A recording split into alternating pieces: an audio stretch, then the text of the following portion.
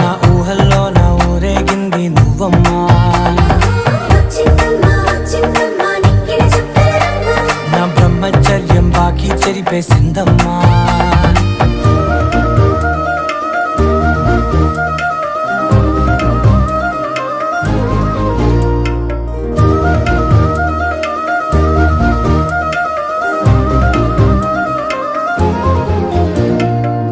ఏకాంతాలన్నీ ఏకాంతం లేక ఏకరువే పెట్టాయే ఏకంగా, సంతోషాలన్నీ సెలవన్నది లేక మనతోనే కొలువయ్యే మొత్తంగా.